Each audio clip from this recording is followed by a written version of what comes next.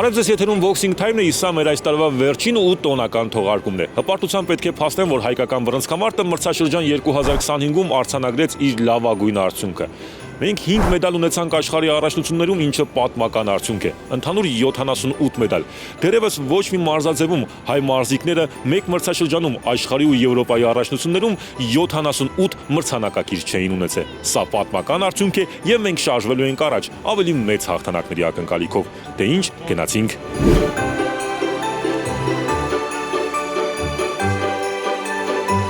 Արթուր Բազյանը մեկն էր Հայաստանի հավաքականային բռնցքամարտիկներից, որը աշխարհի առաջնությունից վերադարձավ մեդալով, բրոնզե հարգի մեդալով։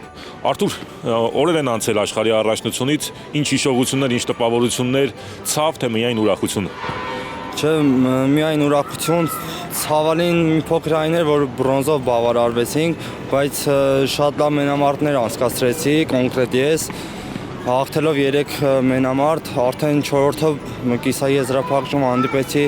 Օլիմպիական չեմպիոն Ուզբեկստան ներկայացնող Խալակովին, որը Փարիզում էր դարձել, եւ շատ մոտիկ մենամարտ արեցի։ Միայն ուրախություն է պարգևում բրոնզը, բայց չեմ սահմանափակվելու այդ դրանով, առաջ եմ շարժվելու դեպի ոսկի նվաճելու նպատակով։ Արթուր, եթե անկեղծ դինեմ, ինձ համար ցավ կլինի ու նաև քո կողմից անհաջողություն կլինի, եթե դու չապահովես 2028 թվականի օլիմպիական խաղերի ուղեգիր։ Ինքդ քեզ պատկերացնում ես օլիմպիական խաղերում, ինքդ տեսնում ես ինչպես պիտի հաղթահարես այդ ճանապարհը։ Պատկերացնում եմ, այո, երկու փորձ արեցի դեպի օլիմպիական խաղեր, Տոկիո եւ Փարիզ, ցավոք չստացվեց ինչ-ինչ պատճառներով։ 28-ին իսկ լրիվ պատկերացնում եմ օլիմպիական ռինգում եւ ցկտելու եմ շատ լուրջ արդյունք գրանցեմ, որտեղ մեր բռնցքամարտին, Հայաստանի բռնցքամարտին պետք է մեր Հայաստանին պետք է այդ մեդալը։ Վերջի անգամ մենք ոսկի ունեցել ենք 54 թվականին, պետք է այդ սառույցը վերջապես կոտրենք։ Ու դրա համար մենք մեր տղեկով պետք է ամեն ինչ անենք, որպեսզի այդ սառույցը կոտրվի։ Արթուր, ամեն դեպքում արդեն նաև հասուն ես օլիմպիական խաղերի համար, արդեն այն ճիշտ է, դու 23 տարեկանների Եվրոպայի չեմպիոն ես դարձել, երիտասարդների փոխ չեմպիոն ես դարձել, բայց կարելի է ասել այսօրվա Արթուր Բազյանը նախկին Արթուր Բազյանը չէ։ Հա, ահագին փոփոխություն կա իմ բոքսի մեջ, դեպի լավն է գնում եւ մինչեւ 28 թիվը էլ ավելի լավ կլինի։ Արթուր, մի պահ նորից վերադառնանք աշխարհի առաջնություն, եթե փորձենք ամփոփենք, ինչը չստացվեց, որպեսզի հաղթահարեիր կիսաեզրափակիչ փուլի արգելքը։ Մենամարտը շատ ենք նայել, սխալները հիմնականը այն էր, որ հակառակորդս ավելի արագ գտնվեց։ Ես էլ ինձ մի քիչ ուշ գտա ռինգում, երկրորդ ռաունդից նոր սկսեցի ես իմ գործը անել։ Դե ինչ, հստակ եմ, որ օլիմպիական խաղերի ուղեգիրը ես ապահովելու եւ նաեւ 2026, 27 ու ինչու՞ չէ նաեւ 28-ին էլ կարեւոր մրցաշարեր են լինելու, այդտեղ հաղթանակներ ու չեմպիոնական տիտղոսներ ես նվաճելու։ Դրա համար պետք է միայն լավ պատրաստվել, լավ պարապել եւ ամեն ինչ լավ կլինի։ Հուսով եմ ճանաչեցիք Ռաֆայել Հովհաննիսյանն է, ես նրան քաղաքացիական հագուստով հազվադեպ եմ տեսնում, կարելի ասել գրեթե չեմ տեսնում, ինձ թվում է դուք էլ։ Ռաֆայել, ողջույն, ամանոր է, նոր տարի ու ամենաառաջին հարցը։ Ինչ երազանք ունեիր 2025-ի ամանորին։ 2025-ի ամանորին երազանքս այն էր, որ գերազանցեի այն արդյունքը, որ ունեցել էի նախորդ տարի։ Ինչ որ չափով կարող եմ ասել, որ ստացվեց, սակայն չեն կանգնի միայն այս արդյունքի դիմաց, կփորձենք անել լավ լինեմ, լավ արդյունք ստանալու համար։ Ռաֆայել, իսկ առաջիկա երազանքդ ո՞րն է լինելու։ Այս տարի քո ամենակարևոր արդյունքներից մեկը գրանցեցիր, աշխարհի առաջնությունում մեդալ ապահովեցիր։ Ճիշտ է, մեդալ ապահովեցի, բայց այն երազանքը, որ ունեմ, այս տարի նույնպես չիրականա, քանի որ դրանք օլիմպիական խաղերն են, որ կլինի 28 թվականին։ Ամեն ինչ արվելու է նրա համար, որպեսզի կարողանանք ձեռք բերել ռեյտինգ ու մասնակցել օլիմպիական խաղերին։ Անդրադառնանք աշխարհի առաջնությանը, որը վերջերս է ավարտվել, դու բրոնզ նվաճեցիր, ինչը չստացվեց, ինչը ստացվեց, ինչը պետք է ավելացնես։ Ցանկացած դեպքում, կապ չունի հաղթանակ թե անհաջողություն, պետք է ավելացնել քրտնաժան աշխատանքը, այլ ավելի շատ պարապել, աշխատել սխալների վրա, որպեսզի ունես այնպիսի արդյունք, որ չես ունեցել անցած տարի կամ անցած մրցումին։ Աշխատելու ենք սխալների վրա, փորձելու ենք շտկել դրանք, թե ինչպես կստացվի արդեն ռինգը ցույց կտա։ Երբ նոր էիր մտել բռնցքամարտ, պատկերացնում էիր, որ կդառնաս Եվրոպայի փոխ-չեմպիոն, աշխարհի առաջնության բրոնզե մեդալակիր։ Երբ նոր էի գնում բռնցքամարտի, ընդհանրապես պատկերացում չունեի, որ նույնիսկ բռնցքամարտիկ կդառնամ։ Ես ցույց ես ռինգել չէի բարձանա, բայց այնքան շատ սիրեցի, որ այսօր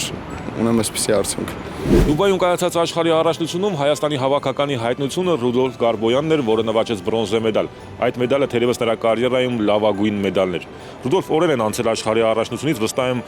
հասցրել ես վերլուծել, ծանրու թեթև անել։ Ինչ ես հասկացել։ Արդյունքիցս միանշանակ գոհ եմ։ Կարող էի ավելի բարձր արդյունք նվաճել, ավելի լավ մեդալ բերել, դե պետք է ավելի լավ աշխատենք, ինչքան աշխատես, այդքան աշխատելու տեղում ես բռնցքամարտի մեջ։ Օլիմպիական չեմպիոնի հետ էիր մենամարտում, վերջին մենամարտում։ Դա քեզ խանգարում էր, դա քեզ ավելորդ լարվածություն առաջացրեց քո մոտ։ Ինչ որտեղ կարող էր, եթե նա օլիմպիական չեմպիոն չլիներ, այդ պիտղոսը նրա մոտ չլիներ։ Հարցը միայն ուժի մեջ չէ։ Կարողանայիր ավելի վստահ մենամարտել։ Չէ, ես ամբողջ մրցաշարին բոլոր հագարագործների դեմ տրամադրվում էի միայն հաղթանակի, մեդալը կապ չունի օլիմպիական չեմպիոն է, թե աշխարհի չեմպիոն։ Ես մտնում եմ ռինգ միայն հաղթելու համար։ Իմ համար շատ տպավորիչ էր կուբացի բռնցքամարտիկի նկատմամբ տոնացած հաղթանակը։ Կուբացիները բռնցքամարտում հարուստ ավանդույթներ ունեն։ Առաջի ռաունդում էլ պարտվեցիր։ Ոնց հասկացար, որ կարող ես հաղթել այդ բռնցքամարտիկին։ Կուբացի բռնցքամարտիկները բոլորս էլ գիտենք, որ լավ բռնցքամարտիկներ են։ Առաջի ռաունդը պարտվեցի 3-2 հաշվով, հետո մարզիչների ճիշտ հրահանգների շնորհիվ տրամադրվել էինք, որ պետք է անպայման հաղթենք եւ մեդալը նվաճենք։ Ռուդոլֆ, ամանոր է, տոնական զգացողություններ։ Ինձ ամենաշատը հետաքրքրում է ինչ երազանք էիր պահել 2025-ին։ Երազանքները բարձր հարգի մեդալներ ու տարեստարի ավելի բարձր։ 2026-ին էլ եմ նույն երազանքները պահելու, որովհետեւ մեդալի գույները փոխվեն։ Մոտ 4 տարվա դադարից հետո Դավիթ Չալոյանը կրկին բարձրացավ պատվոհարթակ։ Այս անգամ նա աշխարհի առաջնության բրոնզե մեդալակիր էր։ Դավիթ, շնորհավորում եմ աշխարհի առաջնության բրոնզի հետ կապված, բայց քանի որ նոր տարի է ամանոր, այս հարցերով սկսենք։ Ինչ երազանք էիր պահել 2025-ին, ինչքանով կատարվեց երազանքներդ։ Շնորհակալ եմ շնորհավորանքի համար Արամ ջան։ Երազանքներս թե սպորտի հետ կապված ճիշտ է եկել էի հաղթանակի համար ոսկու համար, բայց ինչ պատճառներով չստացվեց։ Ամանորյա երազանքդ եղել էր չեմպիոնություն աշխարհի առաջնությունում։ Այո։ Դավիթ, ճիշտ ասած շատ եմ նայել մենամարտը, փորձել հասկանալ որտեղ թերացար, որտեղ չթերացար, ըստ իս ուշացնում է իր հարվածներդ։ Վստահ եմ դու ինքդ էլ մարշական շտաբի հետ նայել ես մենամարտը ու փորձել ես հասկանալ։ Ինչ ես հասկացել։ Մենամարտը նայել ենք, հնարել ենք, մի քիչ դանդաղ էի, հարվածներս չէր հասնում տեղ, երևի դա էր պատճառը։ Ինչի վրա պետք է աշխատես հետագայում։ Ֆիզիկական եւ ավելի շատ արագության վրա։ Դավիթ, եթե եւս մեկ անգամ մենամարտես Ուզբեկստանի ներկայացուցչի հետ, ինչպիսի մենամարտ կանես առաջի ռաունդից մինչև երրորդ ռաունդ։ Կարամ ասեմ, երևի մի անգամ եթե հանդիպենք, այս անգամ ավելի լավ կստացվի մենամարտը նրա հետ։ Այդպիսի փորձ ունեցել ես, եթե չեմ սխալվում, դու աշխարհի 2021 թվականի առաջնությունում հաղթեցիր նրան, ում պարտվել էր բանակայինների աշխարհի առաջնությունում։ Նույն Ուզբեկստանի ներկայացուցիչին պարտվել է բանակայինների աշխարհարարությունում, աշխարհարարության 1/4 եզրափակում հաղթանակի հասա։ 2028-ին վստահ եմ ձգտելու ես օլիմպիական խաղերի ուղեգիր նվաճել, Փարիզում միակն էիր։ Ինչ պետք է անես ու արդյոք գնալու ես դեպի օլիմպիական խաղեր։ Այո, նպատակս 28 թվականի օլիմպիական խաղերն են։ Ամեն ինչ անելու ենք, որ հասնենք նախ նվաճենք օլիմպիական ուղեգիր եւ հետո մեդալներ։ Ինչ Դավիթ, հուսանք, որ 2026-ին երազանքներդ կիրականանան։ Շնորհակալ եմ, Արամ ջան։ Մեր հավաքականի երկրորդ մարզիչն է Ռոբերտ Պետրոսյանը։ Ռոբերտ, ես կարծում հայկական բռնցքամարտում այս տարի մարզչական կազմի հաղթանակի տարի էր նաև, որովհետև երբևէ չի եղել պատմության մեջ մի հավաքական, խոսքը միայն բռնցքամարտին չի վերաբերվում, որը 78 մարզիկ տա մեկ մրցաշրջանում մրցանակակիր։ Այս տարի հայկական բռնցքամարտը այդ հաջողությանը հասավ։ Կխնդրեմ մարշչական կազմի անունից նշել ինչպիսի աշխատանք է արվել այս տարի, որովհետև դու նաև եղել ես մեր տարբեր հավաքականների մարզումների ժամանակ, ունեցել ես տարբեր սաներ տարբեր հավաքականներում, ինչպիսի աշխատանք է արվել մարզիչների կողմից։ Մարզիչների կողմից շատ լավ աշխատանք է տարվել, հա, եղել եմ տարբեր հավաքականների թիմերի հետ նաև մրցաշարերին։ Նախկին մարզչական անձնակազմն իր մեդալային հաշվարկը բռնցքամարտում էլի նախադեպ է եղել, էսի արդեն 4-րդ տարին է։ Նաև նշեմ, որ մարզչական շտաբը բոլոր տարիքայինների շատ լավ աշխատում են, բռնցքամարտի այդպես ասած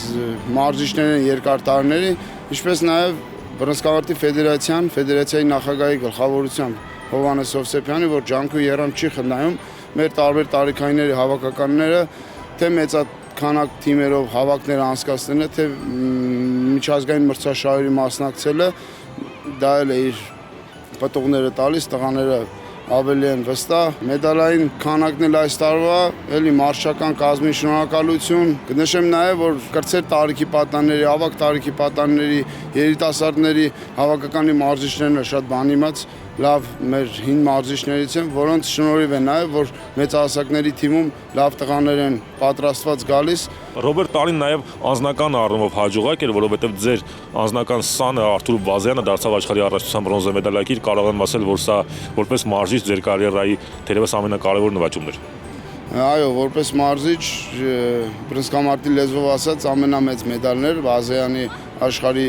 բրոնզե մեդալը, դե Բազյանը 22-ների Եվրոպայի չեմպիոն է եղել,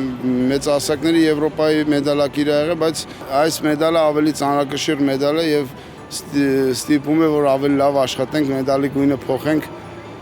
անպայման հաջորդ աշխարհի առաջնությանը։ Բազյանը շատ լավ մենամարտներ անցկացրեց, կիսաեզրափակիչում էլ դե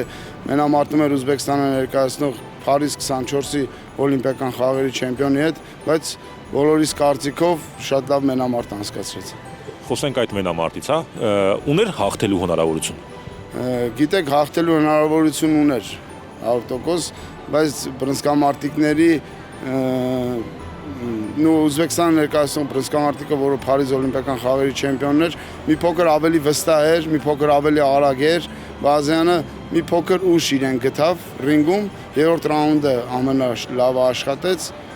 բայց ուներ հնարավորություն հաղթելու։ Նշեմ նաև, որ այս տարի շատ հաջող էր բռնցքամարտի համար, քանի որ տարբեր տարիքային խմբեր միասին բռնցքամարտը այս տարի 78 միջազգային մեծ մեդալներ նվաճեց։ Շնորհակալություն ենք հայտնում ֆեդերացիայի նախագահ Հովհաննես Հովսեփյանին իր կատարած աշխատանքի ջանք ու երամ չխնայելու, որ մենք ավելի ու ավելի լավ արդյունքներ գրանցենք։ 2025 թվականի մրցելույթներն ամփոփում ենք բռնցքամարտի Հայաստանի հավաքականի գլխավոր մարզիչ Ռուդիկ Մկրտչյանի հետ։ Պարոն Մկրտչյան, նախ շնորհավորում եմ ձեր մուտքը, ձեր նորամուտը Հայաստանի հավաքականի գլխավոր մարզչի պաշտոնում հաջող ստացվեց, դուք պատմական արդյունքի հեղինակ եք, 5 մեդալ եք ապահովել Հայաստանի հավաքականի բռնցքամարտիկների համար։ Որքանով էր սպասված այս արդյունքը։ Շնորհակալություն Արամ ջան։ Սպասված էր այնքանով,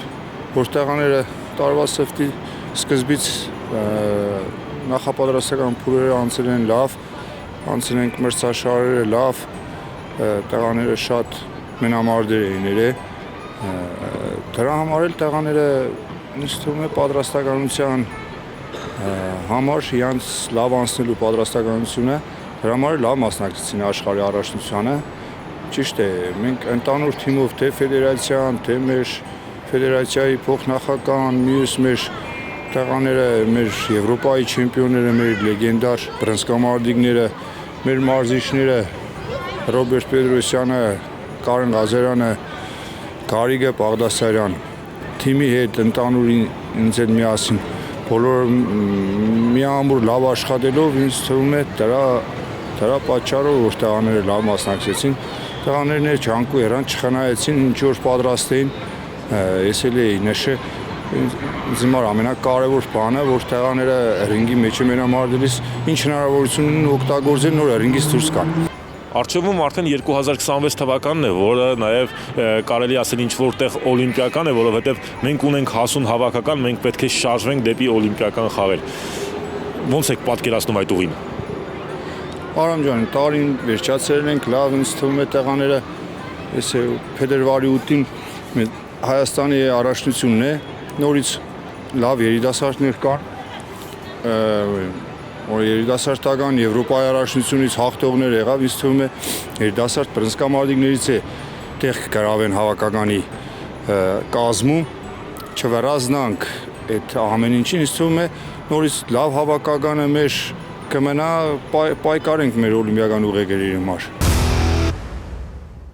Իսկ էլ ինչ նոր տարի առանց ամանորյա շնորհավորանքների, դե ինչ ջինգլ բելս։ Ցանկանում եմ 2026 թվականը լինի խաղաղ տարի, թե երկրի ներսում, թե սահմաններին։ Այն ամենակարևոր պայմանն է, որ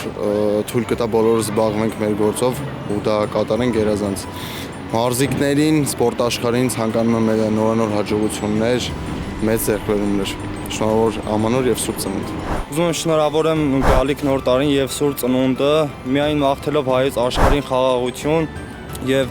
նոր ձեռքբերումների տարի հայոց աշխարհի համար եւ նաեւ մեր սպորտի։ Շնորհավորում եմ բոլորի նոր տարին եւ Սուրբ Ծնունդը, ցանկանում եմ մեր երկրին խաղաղություն, սպորտսմեններին լավ հաջողություններ։ Օգտոբերի վարտից ուզում եմ շնորհավորել բոլորիս գալիք ամանոր եւ Սուրբ Ծնունդը, ցանկանում եմ 2026 թվականին բոլորիս լիգա հաղթանակները հաջողություններ։ Շնորհավորում եմ բոլորի ամանորը եւ Սուրբ Ծնունդը գալիք 2026 թվականին եւ բռնցքամարտի աշխարհի ներկայացուցիչներին, մարզիչներին, սաներին մաղթում եմ բարեբեր աշխատանք, մեդալների ավելացում, մեր երկրին խաղաղություն։ Շնորհավոր բոլորի ամանորը Արտից օգտվելով Արամ ջան, շնորհավորում եմ բոլոր մեր բռնցքամարտիկների, մեր մարզիկների, մարզիչների ամանորը թող շնորհավոր եղնի անփորձանք։ Վերև Աստված։ Ճիշտ է 2025-ին մեր հաղթանակները շատ էին, բայց դա նաև պարտավորեցնում է, որ 2026 թվականին մեր բռնցքամարտիկներն ու մարզիչներն ավելի լավ աշխատեն։ Ինչպես ասում են, ախորժակը ուտելիս է բացում, եւ մենք պետք է ձգտենք ավելի շատ հաղթանակներ պարգևենք Հայաստանին եւ հայ ազգին։ Շնորհավոր նոր տարի եւ Սուրբ Ծնունդ, մաղթում եմ, որ 2026 թվականին հայկական սպորտի հաղթանակները ավելի շատ ու ծանրակշիռ լինեն։